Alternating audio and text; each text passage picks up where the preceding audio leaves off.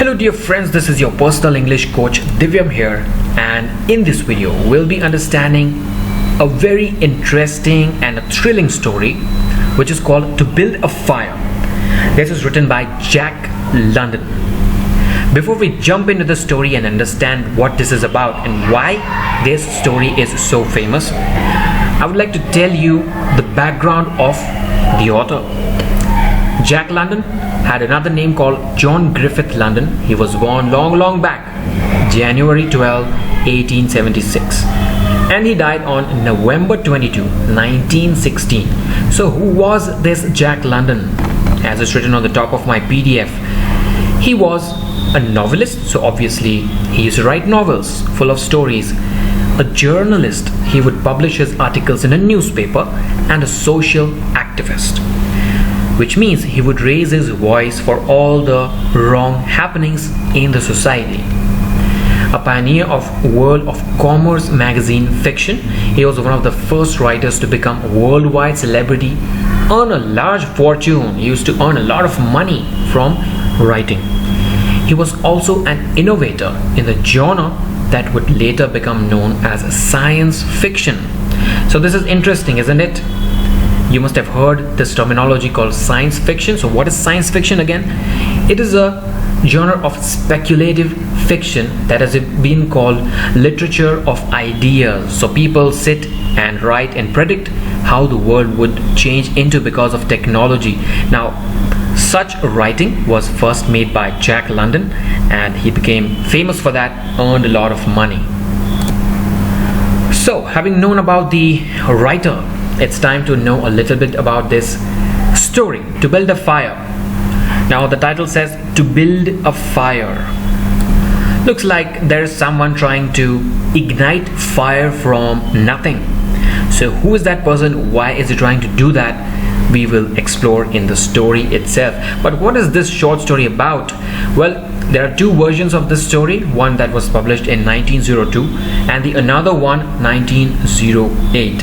Now the one that was published in 1908 is what you see on my screen, and I'm very sure this is what is in your textbooks as well, and this has become an anthologized classic, which means this story was included in the author's collection of short stories.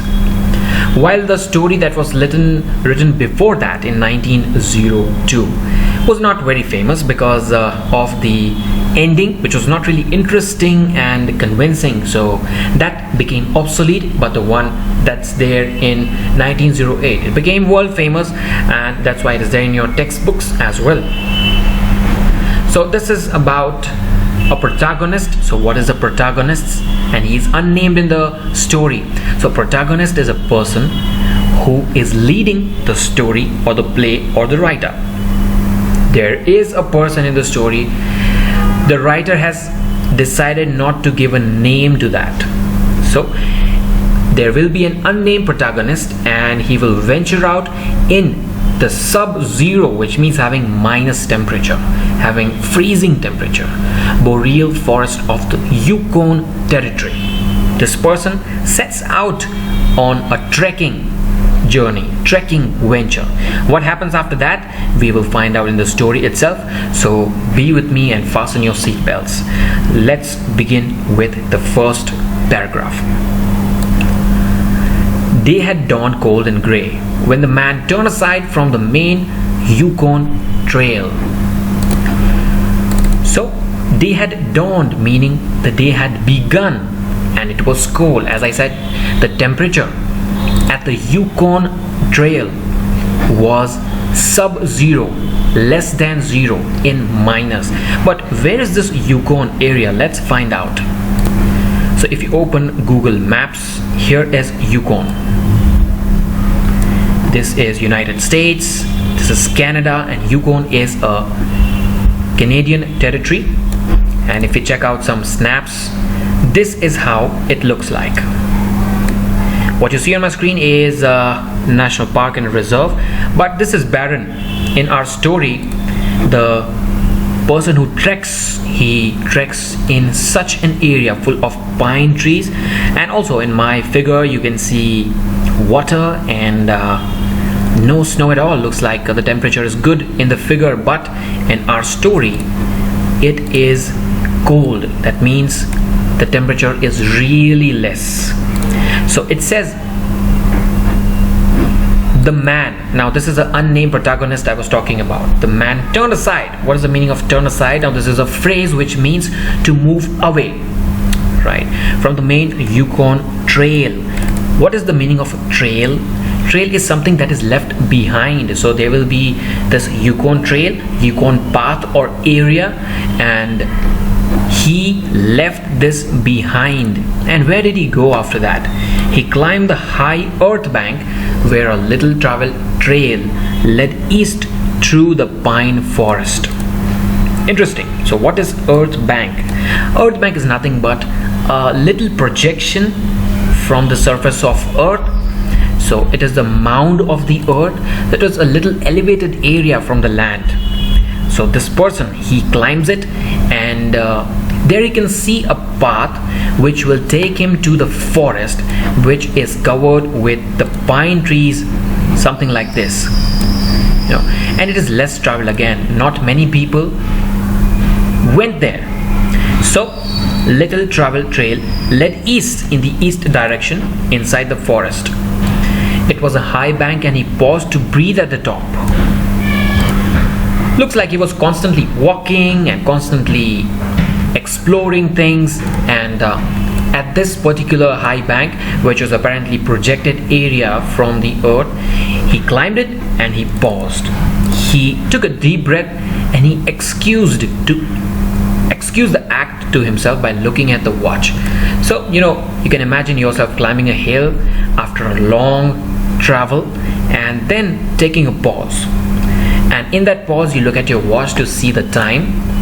And whenever you go on a trek, I'm sure you must have been to several treks, and you plan it out, right? You see what's the time right now, what time will it be later on, so on and so forth. So this man also had some plans for his trek. So he looked at his watch. It was 9 o'clock in the morning. But what was the problem? There was no sun or promise of sun. It looked as if the sun would never rise. There was no sun, maybe possible in this area called Yukon. The sunrise is not that regular as it is in India. Like at 7 a.m. we have the sunrise, 7 a.m. or around 7 a.m. Now it differs if it is winter or summer, but yes, we have the sunrise and sunset. We have many seasons, but it's not the case in Yukon. So there was no sun or promise of sun. And ironically, it was not the case that there was a sunrise and it was hidden by the clouds. There were no clouds as well in the sky. It was a clear day. However, there seemed to be an indescribable darkness over the face of things. So this man observed from the earth bank that he could see pine forest and he could see the path which was little traveled by people, but not through the pine trees, not through the area which was right in front of him. It was dark, and the darkness, it was like pitch dark. It was like night time. That was indescribable. He could not put it in words. It was that dark. Over the face of things is just telling us that in that moment, in that situation where he was, right, it was pitch dark. That was because the sun was absent from the sky. There was no sunlight, so it was dark. This fact did not worry the man. The man was determined, and he said, I will manage somehow. There's nothing to worry. I am strong. I will figure things out. He was not alarmed by the lack of sun. He thought, it's okay, it's morning time, I'm energetic, and despite the sun being absent, I will find out my ways, I'll figure out my ways, and I will move on. I will not stop. It had been days since he had seen the sun, so looked like he was in Yukon or maybe near that area for quite some time. He had never seen the sun, but still he thought of trekking out in a colder weather. The man looked along the way he had come. So So usually when you go on treks and when you cover some distance, you look back to see how much you've covered. You look back to see, wow, I covered like 10 kilometers. That's great. So he looked back, right? The Yukon lay a mile wide and hidden under 3 feet of ice. So now you know how cold it was when this man ventured out in the deep forest. So 3 feet, so if your height is, say for example, 5 feet, so this ice was at least up to your chest level, right? And when he looked back from the earth bank, he could easily see that this area, Yukon, was a mile. So how much is 1 mile into kilometers? It is 1.6 kilometers. So from the perspective he was seeing, it looked as if Yukon was 1.6 kilometers wide and it was hidden under ice, lot of ice. On top of this ice were as many feet of snow. So on top of this ice were as many feet of snow. So not only was the land covered with ice, but there was snow on top of the ice laden fields. It was all pure white. So you can imagine a place where there is too much snowfall. Few images to help you relate the places where there is a lots and lots of snowfall. So something like this, right? It is completely covered with snow. So let me ask you this: would you imagine yourself to trek out on such a journey? Obviously not, but this man said he will manage somehow. North and south, as far as his eyes could see, it was unbroken white, like the images that we just saw. The one thing that relieved the whiteness was thin dark line that curved from pine covered island to south. So what is this dark line? It is nothing but the path which was visible despite of the heavy snow. So this path relieved the man. Why? Because he thought that he will be able to trek in the densely covered snow. So looking at this, he was relieved, he was relaxed, that at least I can see the road. I will venture out anyway. It curved into north, where it disappeared behind another pine covered island. So this path went north, which means went straight, and after that it disappeared behind. There was an island which was again covered with pine trees, and he could no longer see the path after that. The dark line was the trail, the main trail, exactly where the man had decided to trek.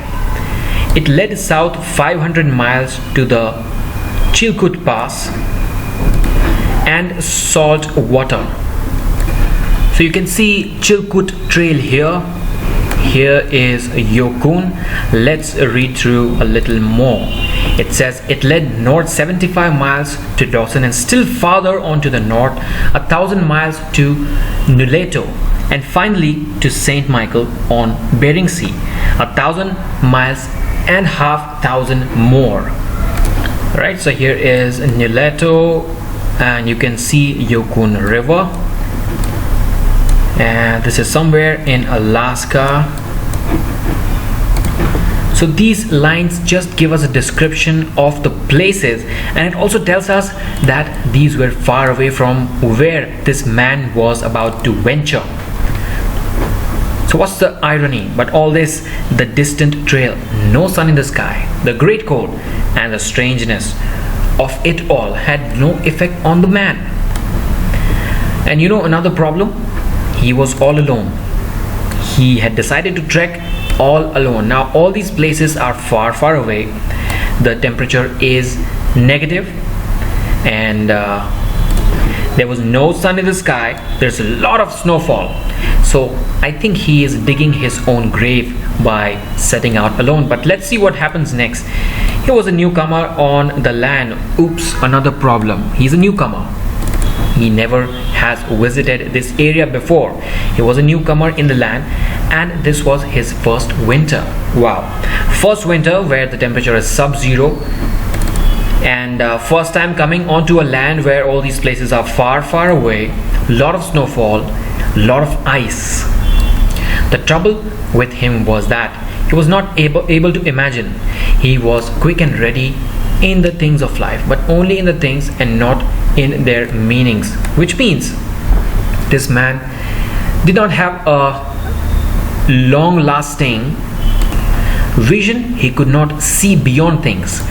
Now this is called bad planning or bad management. You can say he was a bad visionary, because all he could see is the trek that he would have completed, but he is not able to see the conditions. He is not able to foresee the problems that he will face in this new land. 50 degrees below zero meant 80 degrees of frost. Now we get to know the temperature. 50 degrees below zero means minus 50 degrees was the temperature here, and frost means nothing but a deposit of small white ice crystals formed on the ground. So 80 degrees of frost. Such facts told him that it was cold and uncomfortable, and that was all. So he knew about this. He knew that the temperature is too much for a person to bear, but what he didn't realize, what he could not foresee, is human beings cannot bear such temperature and such condition. It did not lead him to consider his weakness as a creature affected by temperature. He could not imagine that a human being would freeze in such temperature, nor did he think about a man's general weakness, able to live only within narrow limits of heat and cold. So he did not realize that a human being, or perhaps any creature, cannot live beyond certain limits, which means he can bear the heat. If, say for example, the temperature is 50 degrees like it is in India in summers at places like Rajasthan, if you get out of your house, stay there for half a day, you can bear the heat but up to a limit. You can bear the cold but up to a limit. Now this he did not realize. So he was blind. He just wanted to accomplish his trek, but he could not foresee things. From there, it did not lead him to thoughts of heaven and the meaning of a man's life. So it did not lead him to thoughts of, I think he did not believe in living a sensible life, and he did not believe in the concept of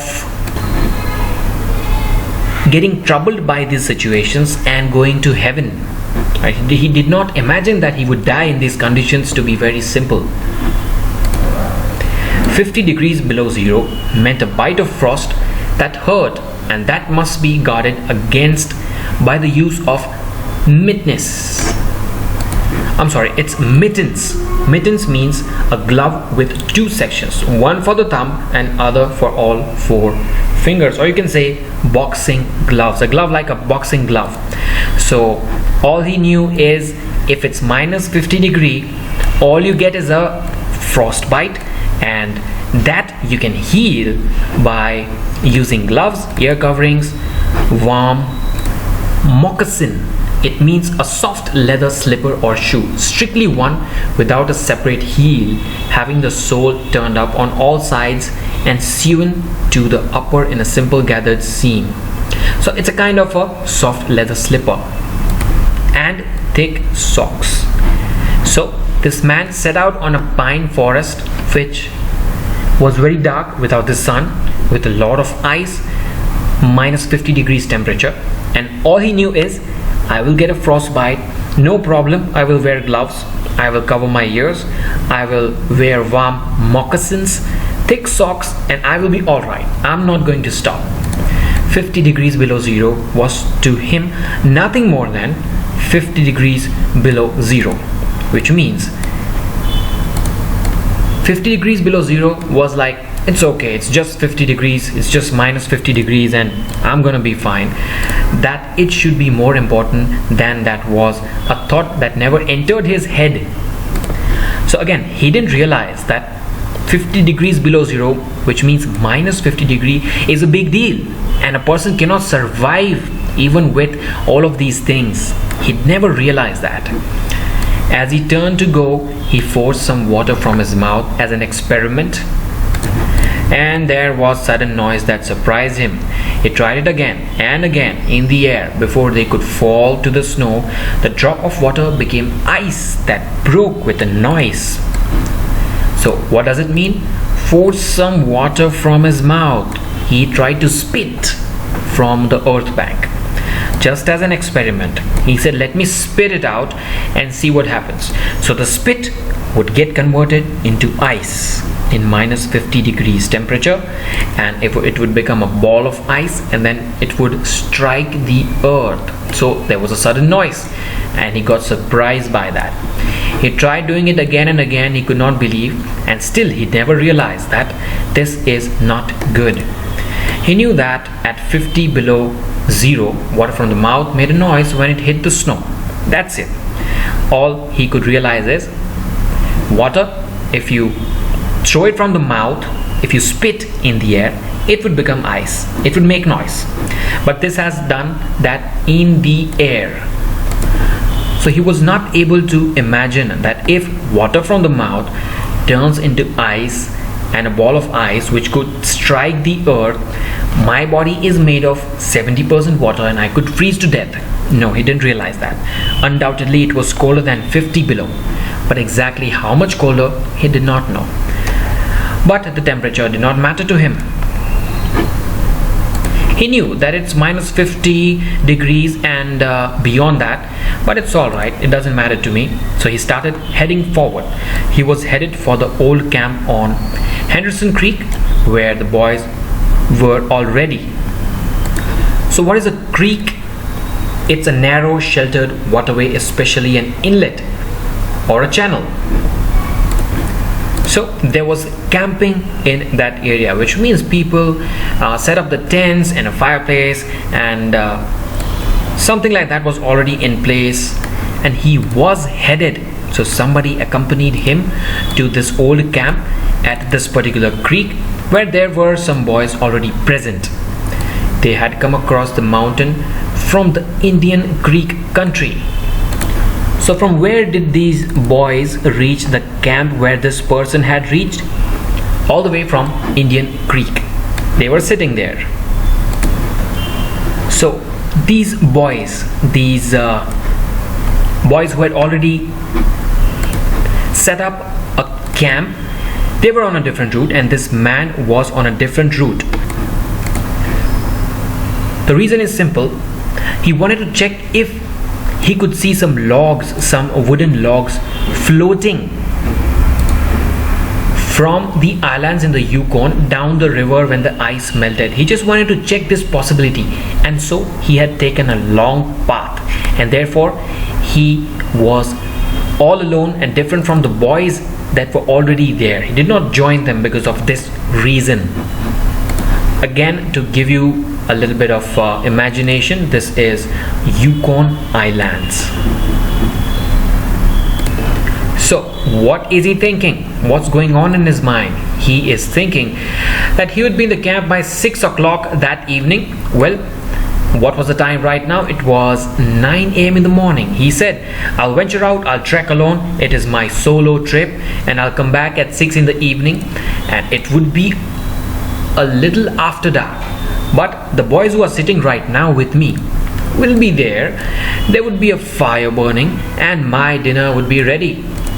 As he thought of lunch, he pressed his hand against the package under his jacket. It was also under his shirt, wrapped in a handkerchief and lying for warmth against the naked skin. So he had made arrangements for his own lunch. He had taken packages from places in which there was some food, and to keep the food warm, he had kept it at a couple of places onto his body and wrapped it in handkerchiefs so that the food remains a little bit warmer. Otherwise, bread would freeze. He smiled contentedly to himself as he thought of those pieces of bread. each of which enclosed a generous portion of cooked meat. So again, first of all, he doesn't realize how cold it is. Secondly, he is touching his food packages, and he's feeling happy that all right, I have bread and I have nice meat, so this would keep me going. So no problem, I have my food, I have everything in place, let me move on. He plunged among the big pine trees. The trail was not well marked here. Several inches of snow had fallen since the last sled had passed. So do you know, in these areas, how is the snow cleared? People with a lot of apparatus, they get along the street and manually clean the ice. So something like this, if there's ice and if there has to be a way, there are workers assigned to clear this ice off. So it's written that several inches of snow had fallen since last people had cleaned the passage. Still, this guy, he plunged, he jumped onto that particular road where there were pine trees. He was glad he was without a sled.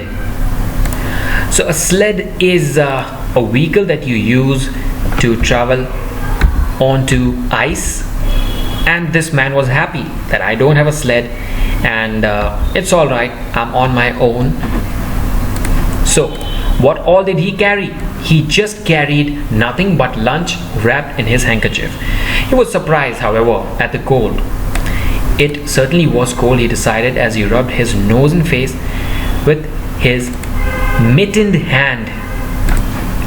It's really funny that this man doesn't realize the gravity of the situation.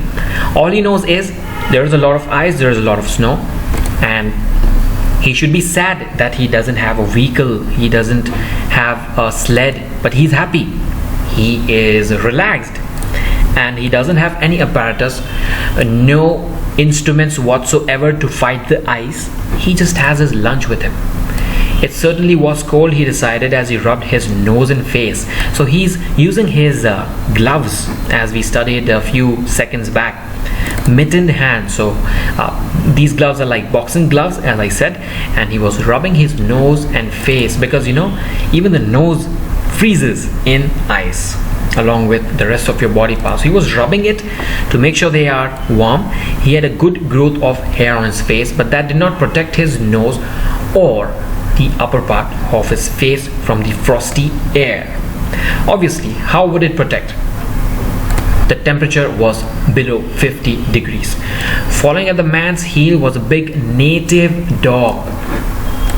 So this man did have a companion, and that was a local dog that he must have got from the guides or an assistant. It was a wolf dog, grey-coated, not noticeably different from its brother, the wild wolf. So this dog had the same breed as the wild wolf, and it was grey colored. It had grey fur on it, and it looked exactly like a wolf. The animal was worried by the great cold. So this is a hilarious line because dog realizes the gravity of the situation. The dog knows that it won't be able to survive in this cold. It will get difficult, but this man doesn't. It knew that this was no time for traveling. The dog was aware that I shouldn't go along with this man. Its own feeling was closer to truth than the man's judgment, as I already said. This man isn't able to judge, but the dog does. In reality, it was not merely colder than 50 below zero, it was colder than 60 below, than 70 below. It was 75 below zero. So it was not 50 below zero. As the man knew, it was minus 75 degrees. Because the freezing point is 32 above zero, it meant that there were 107 degrees of frost. So, do you know what is freezing point? The temperature at which liquid solidifies. So, what is the freezing point of water? It's 0 degrees Celsius. If you convert that into Fahrenheit, it is 32 degree Fahrenheit. So, in these conditions, how much was the frost? 107 degrees of frost. So now you can exactly imagine how cold it would have been. Something like this. These are the places with minus 75 degrees. Right, let me go back. Yep, this is how it is.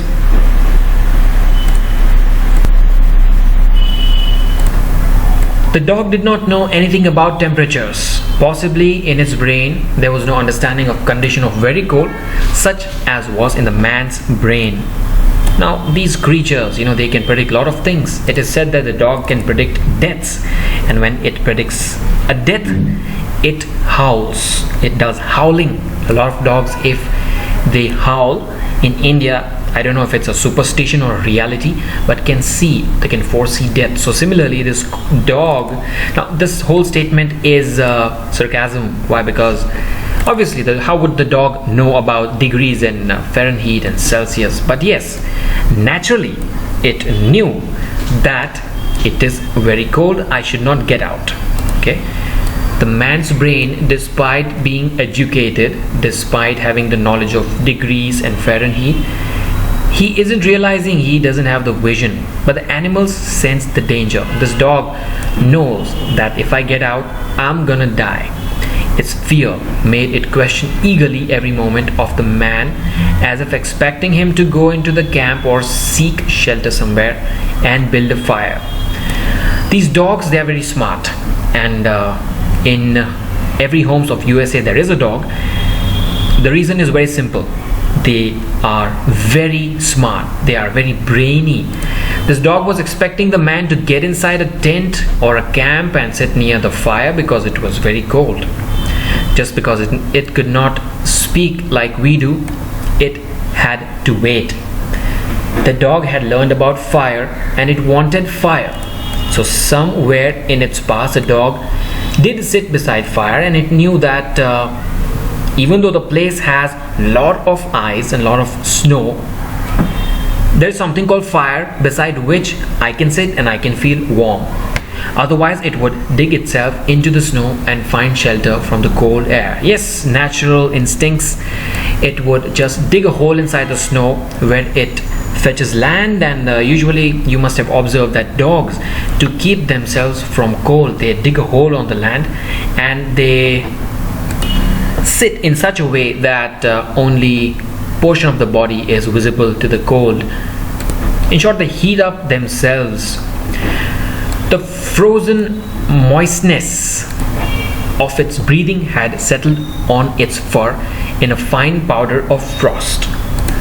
Now, where the temperature is 75 below zero, there will be frost coming out of your breath as well. It would become, or it would convert into a powder, and definitely for a dog it would settle down on its fur.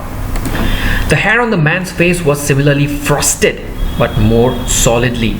Now these dogs have a lot of fur. Nature gives them all its protection, but is the hair of a man equal to the dog's fur? Is it as thick?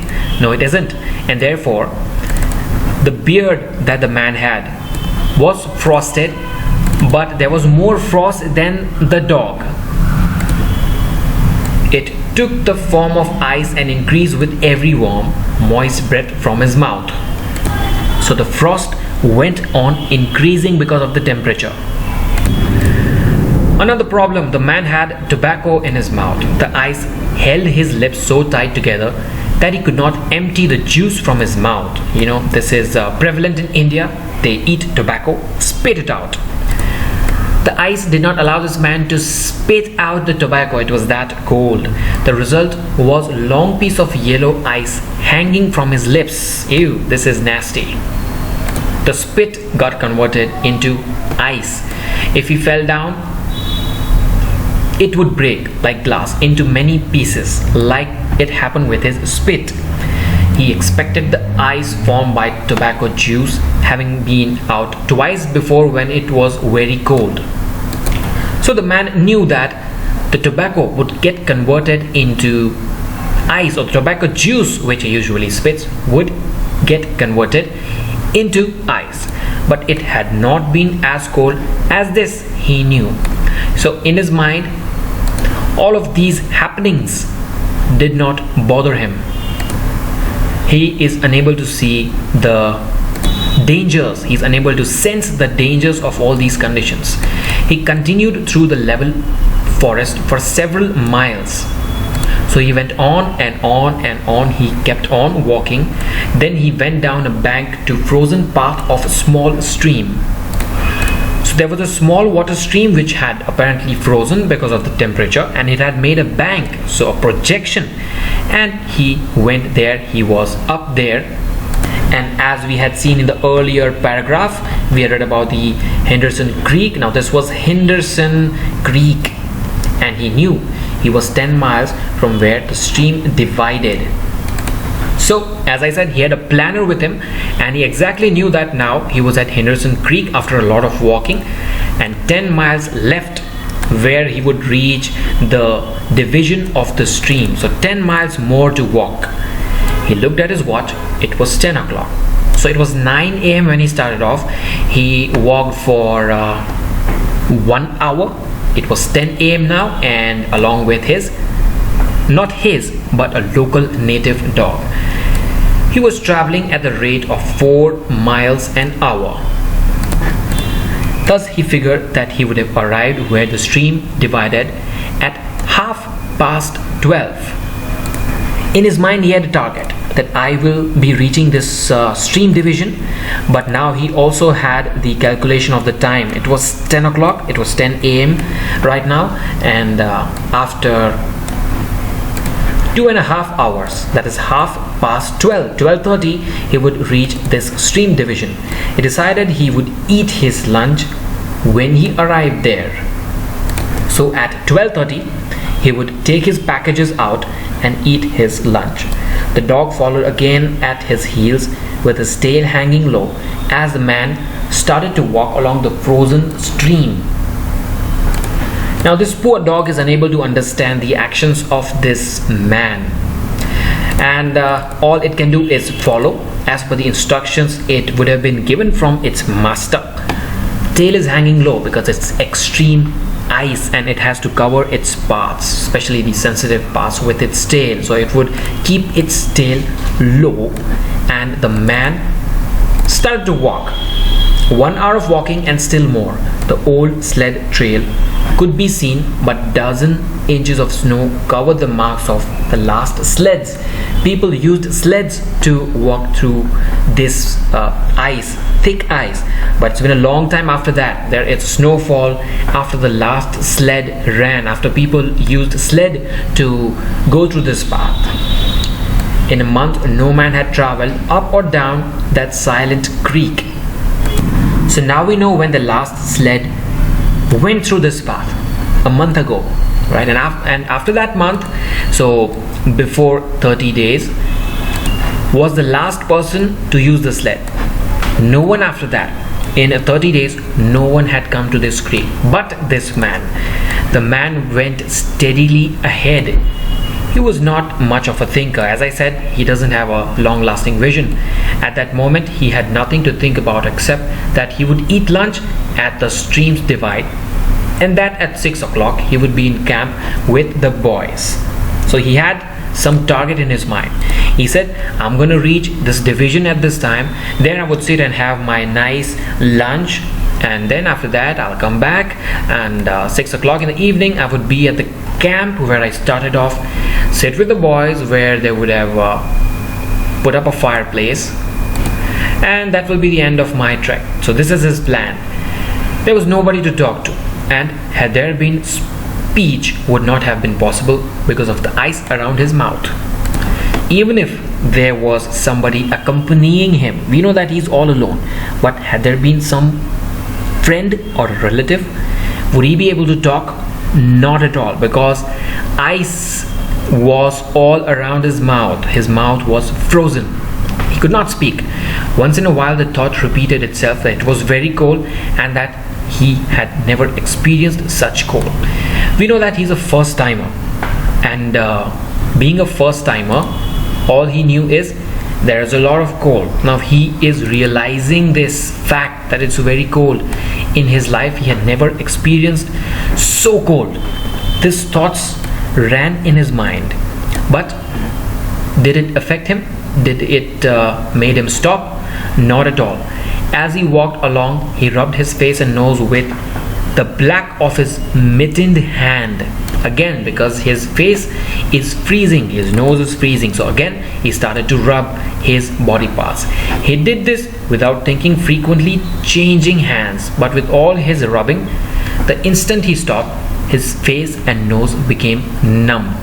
And why not? It's minus 75 degrees, so instantly things will freeze. Now he would rub, and very soon, in few seconds, again his parts would become numb. What is the meaning of numb? Numb is when you do not feel it, right? Sometimes when you sit in the cross-legged position on the floor for a long time, what happens?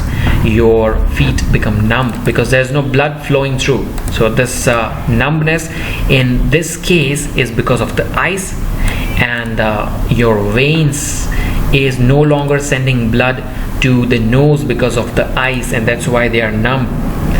His face would surely be frozen. He knew that, and he was sorry that he had not worn the sort of nose guard but wore when it was cold. This man definitely doesn't have a long-lasting vision, because he's thinking that perhaps if I had worn this nose guard, my nose would not become numb. But can that be the case? Can it be true? Now, even if he wears a lot of guards and lots of blankets, a lot of stuff, still it would go numb. The cold is way too much than he can bear. But he isn't realizing all of these facts. Such a guard passed across the nose and covered the entire face. He did realize that he had not worn such a sort of guard, but did it matter to him? Not at all. What was a little frost? So look at how this man is thinking. What's a little frost? This is just a little cold, that's it. It will be a little bit painful, that's all, and nothing serious. Let me move along, let me reach that stream division.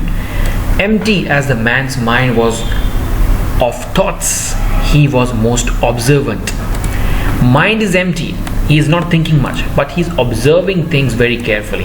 He noticed the changes in the creek, the curves and the bends, and always he noted where he placed his feet. In short, he was carefully walking. He was very observant. His eyes were focused and alert, and he knew exactly where he was going. Once coming around a bend, he moved suddenly to the side, like a frightened horse. So a little scary moment. Once he was walking, he stepped back immediately because he thought something must be wrong in this area. So he stepped back, like it happens when a horse is frightened. He curved away from the place where he had been walking and retraced his steps several feet along the trail. So he went back and got away from the place which looked scary. So what is the meaning of a retrace? Is to go back over, to go back to the same route one had just taken. So he went back to the route onto which he was walking because he sensed danger. Now he knew that the creek was frozen to the bottom. No chance, under no chance can there be water. He knew that. No creek could contain water in that winter, but he also knew that there were streams of water that came out from the hillsides and ran along under the snow and top of the ice of the creek. So he knew about the topography of the land. He knew that there cannot be water under this land, but he also knew that there were streams running from the hillside, across the hillside, and somewhere on top of the ice there was water. So sensing this danger, he stepped back and retraced his step.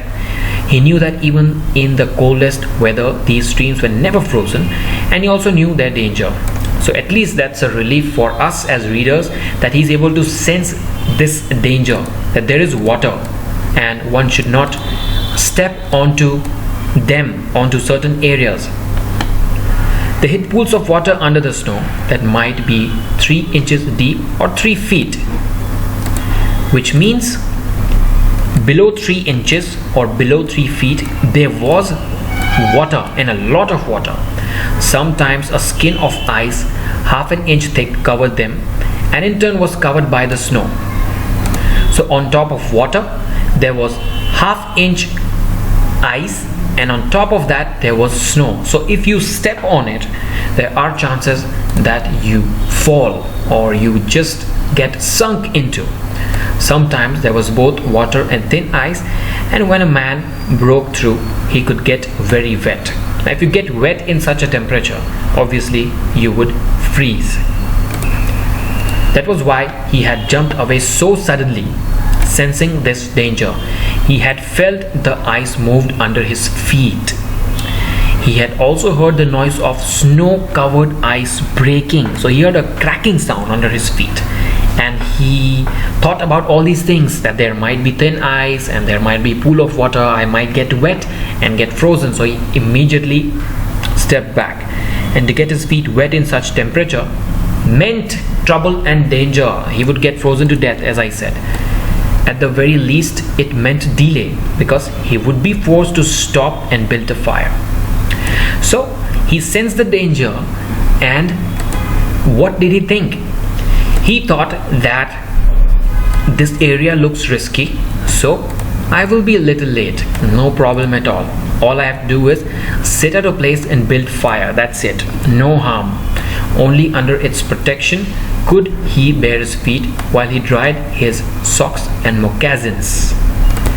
So when he had fire by his side, he could take out the socks and moccasins and dry them up. But without fire, he would not be able to. So sensing the danger, he retraced his steps, and then he started studying the bottom of the creek and its banks. He decided that the flowing stream of water came from the right side. He thought a while, rubbing his nose and face. So we already read that he was observant. Now this man is observant, although not a big visionary. He studied the area and saw that the stream was coming from its right side, and then he also rubbed his face and nose while he was observing. Then he walked left. He stepped carefully and tested the ice at each step. Once away from the danger, he continued at his 4-mile pace. So we can say that danger was averted because of his alertness and observant nature, right? And he saw that there's water coming from my right side, so I should move a little left and carry on. So he carried on with a 4-mile pace. During the next 2 hours, he came to several similar dangers. Usually, the snow above the pools had a sunken appearance. So many such problems and many such dangers he faced on the way. Life-taking dangers, not a small one. So, according to him, according to his observant nature, if there was water on a land and it was covered with ice and snow, the land would be sunk. It would have a sunken land, which would tell him that there is danger. However, once again, he came near to falling through the ice, which means once again there was danger. He was about to fall through the ice. Once sensing danger, he made the dog go ahead. So he put the dog at test. He allowed the dog to go ahead. The dog did not want to go. Obviously, it's a natural instinct. The dog knew that he is in danger. It hesitated until the man pushed it forward, then went quickly across the white, unbroken surface. This man is smart. He put the dog forward, and the dog quickly chose the path which looked okay to him. What happened? It fell through the ice, so there was water below the land where the dog walked, but it climbed out instantly, and that was firm. It had wet its feet and legs. Almost immediately the water on them turned to ice. Poor dog. This poor dog was frozen now. The dog made quick effort to get the ice off its leg by shivering, by trembling, by the way it usually does. You must have observed dog when it wants to ward off dirt or ice from its body, it will use its own methods. The animal knew enough to do this. To permit the ice to remain would mean sore feet. It cannot allow the ice to stay there on its feet for a long time, otherwise it would be frozen. It did not know this. It merely obeyed the commands that arose from the deepest part of its being. Now, who educates the dog that if you have ice on your feet, you have to ward it off? Otherwise, your feet will freeze because of the blood supply that doesn't happen in your legs. Is the dog educated? No, but it has its own natural instincts. It has its own survival tactics. It was just using that. But the man knew these things, having learned them from experience.